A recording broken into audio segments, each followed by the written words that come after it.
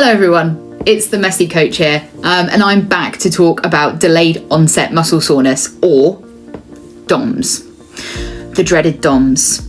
Now, I'm sure a lot of you watching this have had some sort of ache or pain from some sort of workout before, and it's, become universally expected. Delayed onset muscle soreness, or DOMS, is something slightly more intense than those usual aches and pains that you would get from a long walk. And usually they come on after doing anything strenuous with your muscles. We believe that it is to do with the inflammation caused after you have created micro tears in your muscles.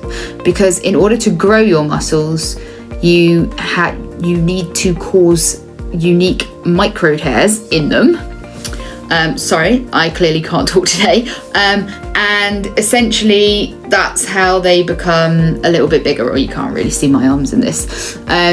So we need to look at how we can A, prevent DOMS, B, reduce DOMS after the fact, and we also need to look at the myths surrounding DOMS, because there are a lot of people who believe that unless you have DOMS, you have not worked out properly, and that just isn't the case. That just is not the case. So, from the research I've done and from the personal research that I've done over the years, trying to sort out my own DOMS, in order to prevent DOMS, it's good to be well hydrated, and it's good to have had an adequate protein and calorie intake prior to the stimulus being applied, i.e. prior to going to the gym. You want some decent calories on board so that it aids in the recovery. The reason that we want that is because the faster these muscle tears start to recover, the faster the inflammation will come down, and the less time you will be in discomfort. So that's the first thing. So adequate hydration, adequate protein intake, adequate calories.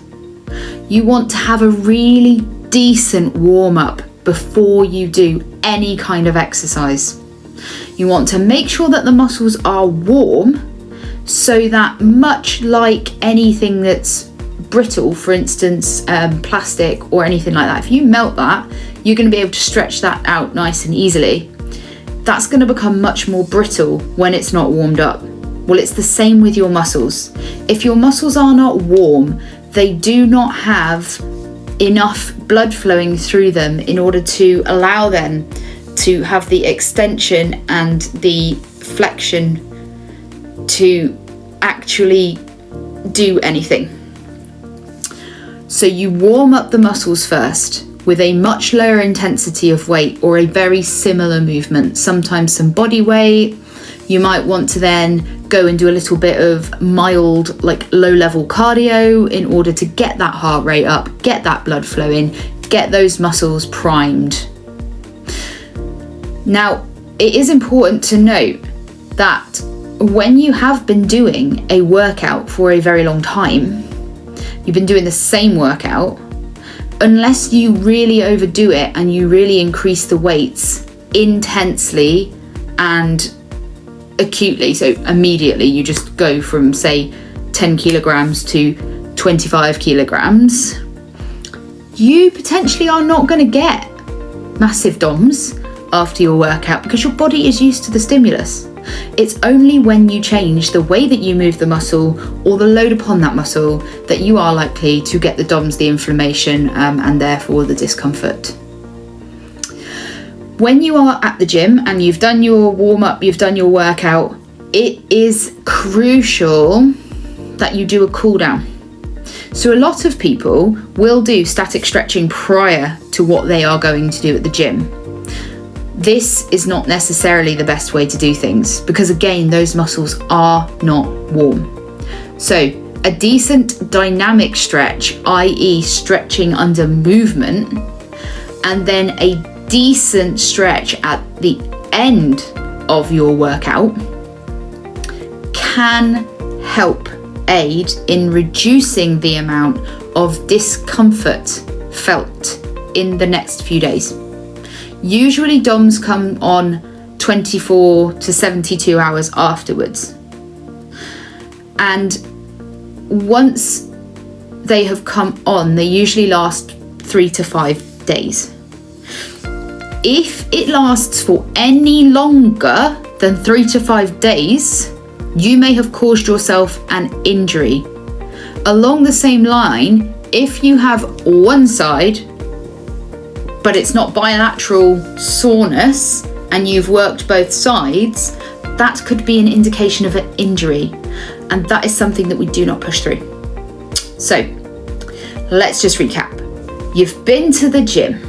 You've had your adequate hydration, your adequate calories, etc. You've done your warm up and your dynamic stretch. You've done your workout. You've hit some PRs. It's great.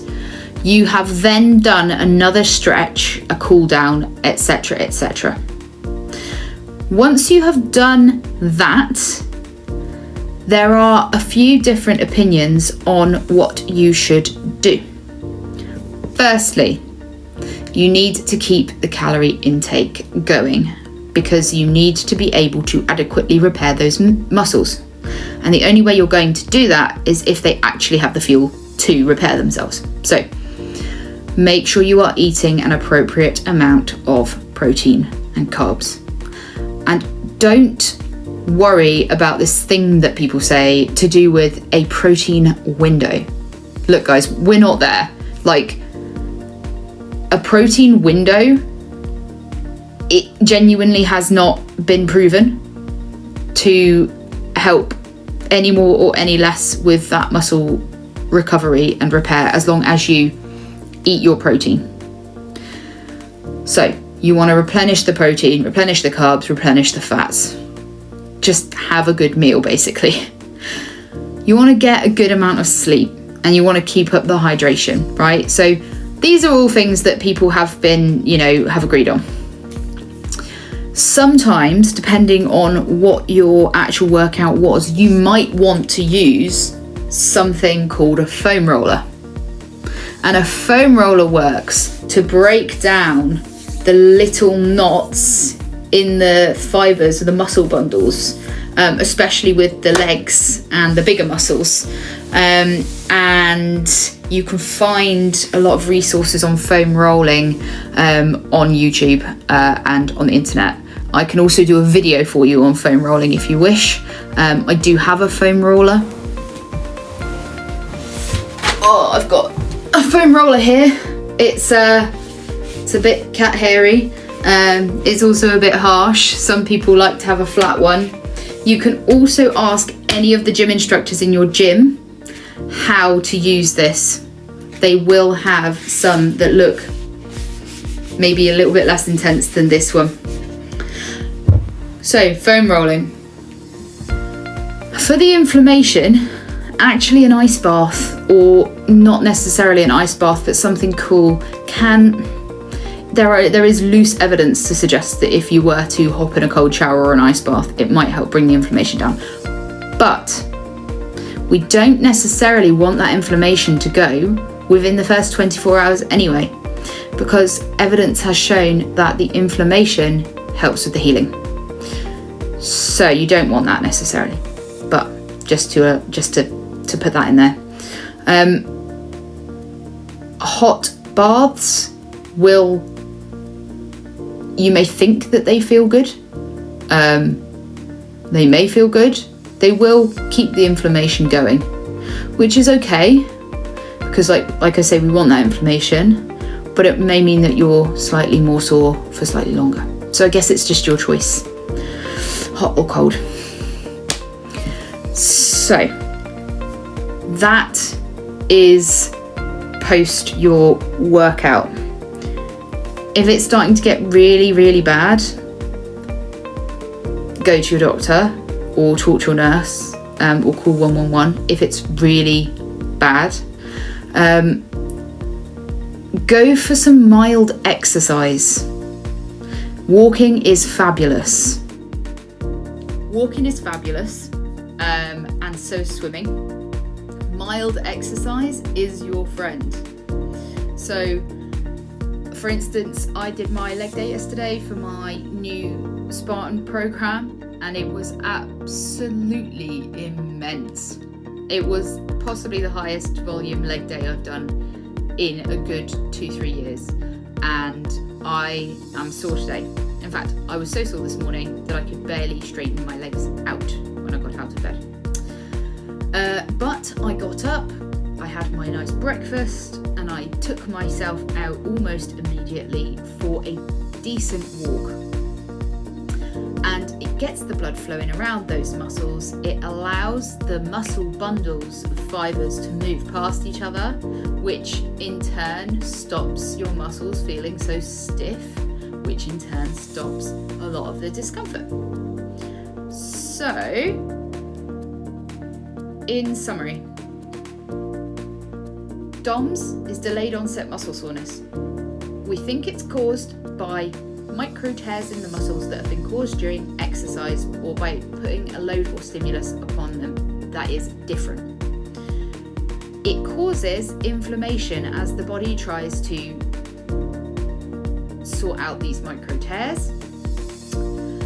The way that we can prevent them from being so horrendous is to make sure he's eating a decent diet with the correct amount of protein, hydrating well, sleeping well, and doing our warm-up, our dynamic stretching, proceeding with our workout, and then making sure that we cool down and stretch afterwards. Foam rolling can be done, and like I said, I'll drop some resources in the comments for you with regards to foam rolling. And you can have an ice bath, an icy cold shower, a hot shower or a hot bath. It just means that if you do have the heat, it has been proven that you are likely to be sore for slightly longer. DOMS should only last between 3 to 5 days, and they should come on between 1 and 3 days after your workout. If they last longer than 5 days, or if they are so intense that you are in agony, or your urine starts to look brown, I would suggest contacting your GP or contacting 111 just to get them to have a look at that, because you may well have exercised too intensely.